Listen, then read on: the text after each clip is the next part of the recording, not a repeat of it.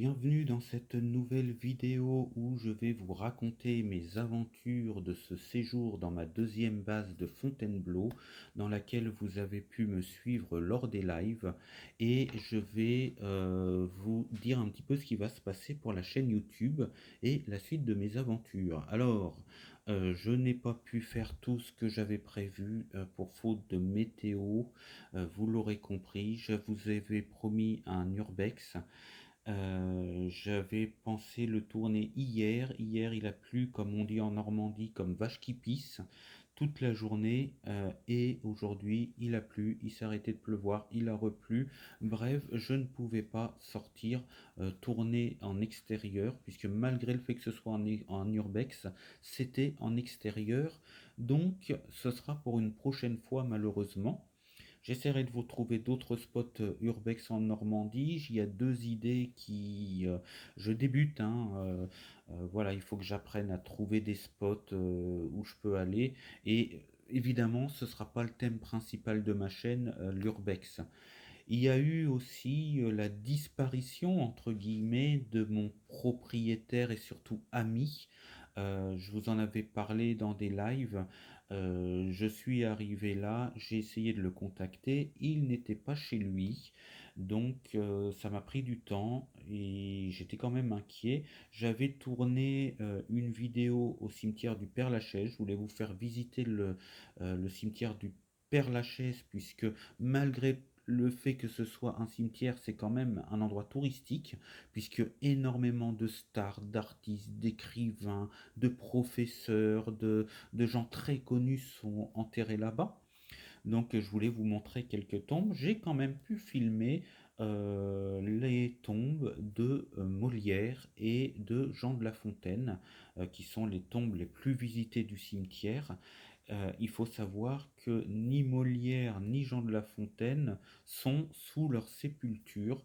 Si vous voyez leur histoire, vous verrez que leur enterrement s'est pas fait dans les grands honneurs, et ils sont dans l'ossuaire, la fosse commune, autrement dit. Mais quelques temps après, il a quand même été décidé de leur mettre des belles sépultures en leur mémoire, mais ils ne sont pas sous leur sépulture. J'ai découvert aussi la tombe assez impressionnante de la personne qui a inventé ou découvert l'homéopathie. Alors, personnellement, l'homéopathie qu'on pratique aujourd'hui, je suis très sceptique, surtout quand on voit comment que c'est fabriqué. Bon, mais l'homéopathie, il faut dire qu'elle a eu des résultats à une époque. Alors c'est peut-être l'effet placebo, j'en sais rien du tout, mais bon, c'est apparemment une science un peu à part. Et voilà, j'ai quand même fait une image de la tombe du célèbre homéopathe. Et ensuite, bah voilà, j'avais prévu de faire la visite et en même temps d'aller voir chez mon propriétaire et ami surtout, si tout allait bien, puisque c'est quelqu'un qui va fêter ses 94 ans ce mois-ci. Donc c'était quand même inquiétant. Et malheureusement, il n'a pas grand monde qui vient encore le voir, qui va chez lui. Je suis un des seuls, donc j'ai les clés de chez lui et je suis allé voir si il n'était pas chez lui, malheureusement décédé depuis un jour ou deux. Donc ce n'a pas été facile pour moi, et je peux vous dire que après avoir frappé à sa porte, le moment où j'ai dit bon bah il faut que j'ouvre, j'en ai pas large, puisque c'est des choses qui sont quand même assez dures. Fort heureusement, l'appartement était entièrement rangé, vide, et il n'y avait pas de cadavre sur le lit, ni dans sa salle de bain, ni partout d'ailleurs, puisque je suis allé voir un petit peu partout, je ne l'ai pas retrouvé, et je peux vous dire que j'étais rassuré. Mais la semaine s'est passée et toujours pas de nouvelles, et j'ai eu des nouvelles aujourd'hui à la fin de mon séjour. Donc je prolonge mon séjour puisque je vais aller le voir chez lui à Paris demain. Malheureusement, il s'est cassé la figure dans ses escaliers et il avait fait 10 jours d'hôpital. Et à l'âge qu'il a, vous comprenez que les réseaux sociaux, le portable, tout ça, ça ne fait pas partie de son univers. Donc il est parti sans mon numéro, sans le numéro de personne d'ailleurs, et il est resté 10 jours à l'hôpital. Et il n'avait pas pu prévenir. Donc voilà, c'est en appelant aujourd'hui que j'ai eu la personne qui l'avait raccompagné chez lui et puis lui-même, et qui m'a expliqué tout ça en disant que bah voilà, malheureusement il n'était pas parti en vacances, mais il était à l'hosto pendant une dizaine de jours. Et je peux vous dire que me voilà rassuré, puisque ça perturbait un petit peu mon séjour. Alors pendant ce séjour, j'ai quand même fait quelques balades, j'en ai pas fait des vidéos spécifiques. Je vous mets des images d'illustration pendant que je parle, pour vous partager un petit peu ce que j'ai pu voir, les petits endroits sympathiques. Vous savez que j'aime bien aller me promener au bord du Loing. J'avais fait la vidéo à Moret-Veneux-les-Sablons pour vous présenter entre guillemets la trottinette électrique. Là, j'étais juste à côté. J'étais d'ailleurs un petit peu déçu. Je pensais que c'était un petit peu plus loin, mais en réalité, j'étais à 5 km. Je suis allé visiter Saint-Mamet et j'ai rien vu d'extraordinaire, sauf le fait d'être au bord du fleuve avec les bateaux, les péniches. J'aime bien passer des petits moments dans ces endroits-là, mais ça valait pas le coup de vous y faire une vidéo. Euh, Puis la météo et puis les lives. Alors, on va passer à un autre chapitre maintenant, l'avenir de ma chaîne YouTube. Je voudrais d'abord vous remercier chaleureusement de votre activité, de votre présence lors de mes lives. C'est un nouveau contexte, des lives balades de nuit, de jour, des urbex quand on pourra en faire, mais aussi les balades, les découvertes d'endroits en direct. Euh, alors évidemment, il y a des défauts pour l'instant. Premier défaut, l'application. Malheureusement, quand on n'a pas les 1000 abonnés, on ne peut pas tourner directement via YouTube en direct, on peut le faire que sur ordinateur. On ne peut pas le faire sur téléphone, donc il faut passer par une application. Et c'est vrai que ces applications ont du défaut. Alors, celle que j'utilise, il y a des scratchs dans le son, mais qui vous empêchent pas de m'entendre. Et il y a des moments où on ne sait pas si ça bug. Donc la vidéo de Montmartre est coupée en trois parties. Voilà, c'était un petit peu désespérant le moment. Ce qu'il y avait autour de moi, j'ai passé un bon moment à Montmartre. Euh, Ceux qui étaient avec moi sur le live, j'ai passé un bon moment avec vous, mais j'étais quand même emmerdé parce qu'il y avait des moments où l'image se bloquait. Je savais pas si j'étais toujours en live. À un moment, j'ai pu réussir à reprendre le live. Et bah voilà, c'est des bugs comme ça, mais il faudra faire avec en attendant d'avoir les 1000 abonnés. Et il y a une chose que je dois corriger moi, puisque vu le temps de merde qu'il y a eu hier, bah, je ne suis pas sorti, j'ai pas eu grand chose à faire, donc j'ai regardé mes vidéos en live. Et effectivement, il va falloir que je réinvestisse dans un nouveau stabilisateur pour le téléphone, parce que la perche comme ça tremble de trop. Moi, j'ai pas cherché à cadrer alors que j'aurais dû aller aussi faire attention à mes cadrages, aller plus lentement dans mes déplacements. En fait, j'avais tendance à tenir le téléphone, me faire ma vie avec en vous lisant, mais pas du tout m'occuper de l'image, et ça c'est un gros défaut. Veuillez m'en excuser d'ailleurs. La prochaine vidéo, je vais commander un nouveau stabilisateur un peu plus performant que celui que j'avais avant, qui m'a d'ailleurs jamais servi pour une vidéo, faut dire ce qui est, qui était très bien, hein, celui que j'ai envoyé à Arthur, mais j'avais lâché le téléphone que j'utilisais à l'époque pour passer à la petite caméra que vous avez connue, donc je n'avais plus besoin du stabilisateur. Il a végété pendant des semaines dans un placard, et bah, je l'ai envoyé à Arthur de la chaîne Survie en Nature 2, et je le regrette pas d'ailleurs, puisque j'espère qu'il va s'en servir avec grand plaisir, mais il me le dira de toute façon.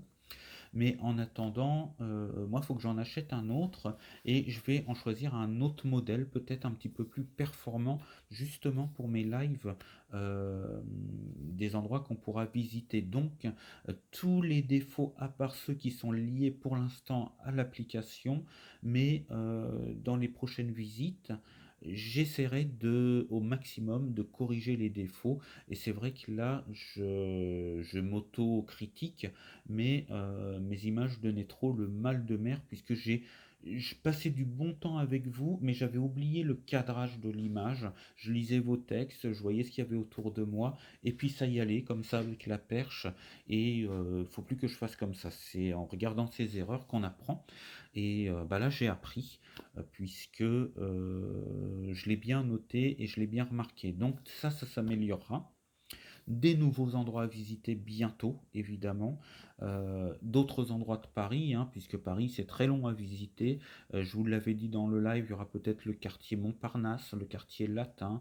Il y en a qui m'ont réclamé Pigalle, hein, donc on fera peut-être une visite. Bah, le Moulin Rouge, c'est très joli aussi, sans parler de Pigalle pour les célèbres activités qui s'y déroulent. Mais il y a des bonnes choses aussi, beaucoup de magasins de musique aussi à Pigalle. Donc on fera peut-être une visite de Pigalle. Il y a plein d'endroits à Paris que je vous ferai visiter en live dans mes prochaines vidéos. On a tout le temps qu'on veut pour ça.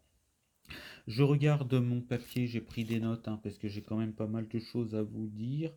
Euh, oui, alors j'ai eu d'autres nouvelles par rapport à ma santé, alors rien de grave. On m'a pas dit ouais finalement t'as un cancer ou non, tout ça non, hein. Mais je vais avoir des prises de sang à faire tous les 15 jours pendant 6 mois pour que on évalue la progression de mes productions de plaquettes et ma prolifération de globules blancs. Donc du coup, bah, ça m'emmerde. J'ai su ça par ma mère qui m'a téléphoné en me disant j'ai une lettre pour toi de l'hôpital, est-ce que je l'ouvre ou pas? Donc j'ai dit tout ce qui concerne l'hôpital, tu t'occupes pas, tu ouvres et si c'est important tu me téléphones. Donc voilà, mais rien de grave, plutôt du chiant on va dire. Et j'ai mon rendez-vous le 23 août pour me faire prélever de la moelle osseuse afin qu'ils en prennent un échantillon pour voir un petit peu ce qui se passe là-dedans. Donc tout ça, c'est des choses qui sont pas très agréables, mais ça fait partie de mes aventures. Qu'est-ce que je regarde? Oui, alors je vous en avais un petit peu parlé pendant les lives. En rentrant, normalement, je vais acquérir un nouveau véhicule avant d'avoir le permis de conduire, tout simplement parce que je ne peux pas rester à pied. J'ai des activités pour ma micro-entreprise qui sont en stand-by puisque je n'ai plus le scooter. Et j'ai un jeune ami à moi qui passe aussi le permis de conduire en ce moment, qu'il passe pas trop tôt non plus, lui, mais pas aussi tardif que moi. Mais il a une Derby 50 à vendre et il m'a fait un prix très intéressant, dérisoire, on peut dire, et qui me permet de lui acheter sans toucher à mon budget que j'ai mis de côté pour acheter le futur van. Donc, d'ailleurs, il faudra que j'en rajoute hein, pour acheter le futur van, pour pouvoir l'aménager, tout ça peut-être, mais j'ai quand même un petit budget et ça me permet de ne pas y toucher, mais par contre de bouffer quand même pas mal sur mes économies personnelles, mais je pense que ça vaut le coup. Donc, je vais rentrer après-demain. Je vais faire mes démarches pour ma santé et après j'irai chez lui pendant une journée ou deux pour la moto. Je vous la montre en image. Alors évidemment, ce que vous avez en image, elle va plus être tout à fait comme ça puisque j'ai donné la condition pour acheter sa moto, c'est qu'elle soit totalement aux normes que je risque. Parce que là, pour l'instant, il a équipé sa moto d'un kit 70, ce qui fait que au lieu d'être un 50 cm3, ça devient un 80 cm3. C'est illégal sur la route et les flics n'aiment pas ça du tout. Le seule chose qui restera d'un petit peu illégal mais quand même toléré, c'est le débridage sauvage parce que je vais pas rouler avec ça à 50 km/h. Donc, ça pourra m'amener à rapprocher les 90 km/h normalement et je pourrais aller plus loin et partir vers d'autres aventures. Voilà, moi il m'a dit qu'en 50, débridée, elle allait à 100 km/h. Donc peut-être qu'elle y va, mais en tout cas, je pourrais partir vers d'autres aventures et surtout être mobile. Voilà, si je lui achète, on va voir d'après les photos, d'après ce qu'il m'a dit, l'état. Puis c'est quelqu'un de soigneux, hein, je le connais depuis qu'il a 13 ans, je crois. Donc je sais qu'il est soigneux. Donc c'était l'occasion d'avoir un nouveau véhicule. Évidemment, il faut que je contacte les assurances et tout ça. Bon, tout ça, c'est en préparation, mais ça va pouvoir me permettre de faire des nouvelles vidéos. Alors, l'année dernière, j'avais mal titré ma vidéo qui est encore beaucoup regardée en ce moment, hein, qui s'appelait Road Trip en 50 cc. J'aurais dû l'écrire, parce que ce n'a pas été un road trip en réalité, j'aurais dû l'appeler Bivouac sauvage en 50 cc. Mais là, j'essaierai de faire une nouvelle vidéo bivouac sauvage en derby. Et puis, j'irai aussi voir, puisque ceux qui étaient sur le live l'ont vu. J'ai les jeunes amis que j'avais rencontrés l'année dernière sur AC, quand j'avais fait ce road trip entre guillemets avec le scooter, il y en a un d'entre eux qui est venu sur le live et qui m'a dit quand est-ce qu'il me relance régulièrement, donc je vais essayer d'aller les voir. Alors, il n'y aura pas de raison de faire de vidéo forcément, puisque c'est déjà un périple qui a été filmé, mais peut-être que oui, peut-être que je mettrai un bout de vidéo quand j'irai les revoir, enfin je sais pas. Mais en tout cas, ce que je ferai, c'est que je ferai un nouveau bivouac ou plusieurs nouveaux bivouacs avec la Derby pour vous emmener en balade en moto. Voilà, si je l'achète évidemment, rien n'est encore sûr. Tout dépend de beaucoup de choses. Donc c'est pas une question de budget, hein, c'est une question est-ce que ça vaut le coup, est-ce que bon, il me la vend une bouchée de pain, ça c'est sûr, elle est en très bon état.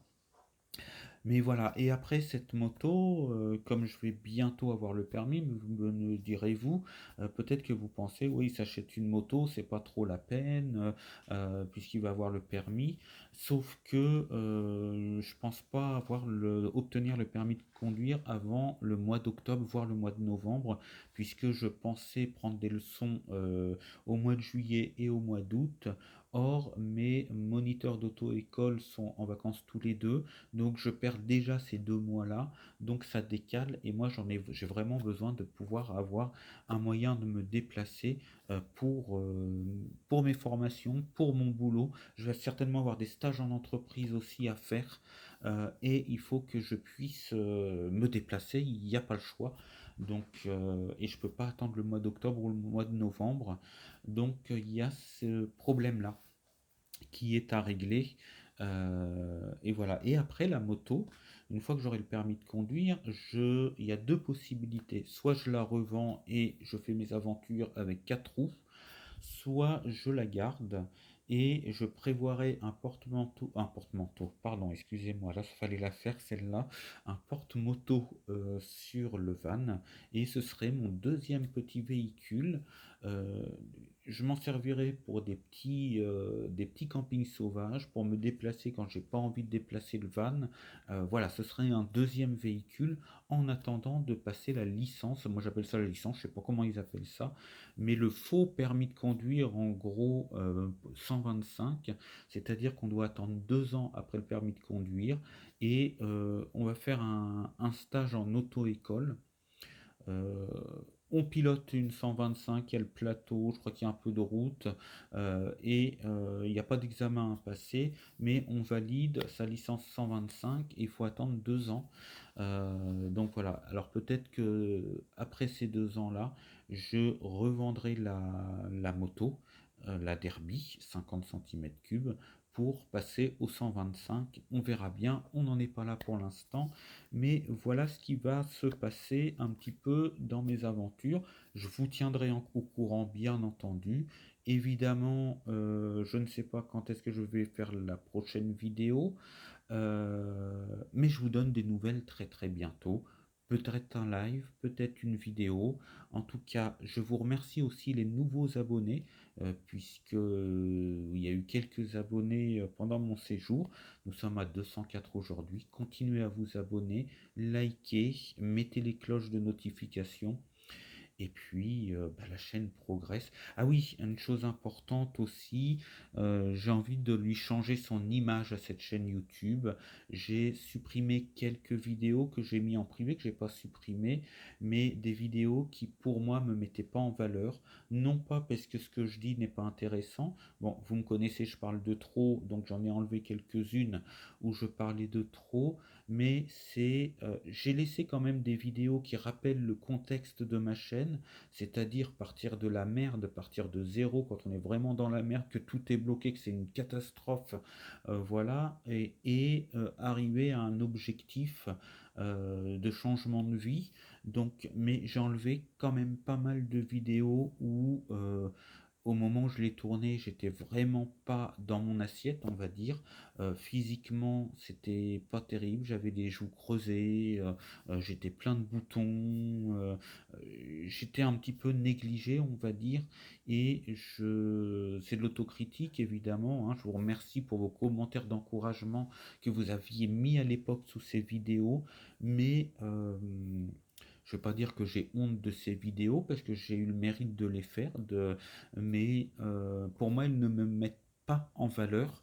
Donc j'ai fait le tri dans les vidéos et il y en a quelques-unes en moins. Et je voudrais maintenant partir sur une chaîne beaucoup plus positive, même si je laisse des vidéos pour que vous puissiez comprendre ce qui m'est arrivé, comme saison 1 et confidence, par exemple. Euh, une vidéo que j'aime pas du tout, hein, que j'aime pas du tout regarder, mais qui permet aux gens de savoir pourquoi je repars de zéro à mon âge, avec un petit esprit de gamin, mais aussi une motivation avec tout ça, tout un mélange. Voilà, ça peut paraître curieux à certains, mais ma chaîne YouTube, mon objectif de vie, euh, ma situation, ça peut paraître curieux à certains, donc je laisse cette vidéo-là, voilà, tout en disant que bah, j'avais une sale gueule quand je l'ai tournée, puisque c'était des périodes où j'avais pas récupéré du tout. Et voilà, maintenant je suis beaucoup mieux. Et puis on va partir sur du positif, je vous l'ai déjà dit plusieurs fois. Voilà, c'est la fin de cette vidéo-là. Je vous retrouve très bientôt. Peut-être en vidéo, peut-être en live, je ne sais pas où, je ne sais pas quand, mais en tout cas, c'est pour bientôt. Allez, merci pour les pouces bleus, ciao, bye bye, sortez couverts et portez-vous bien, à la prochaine vidéo.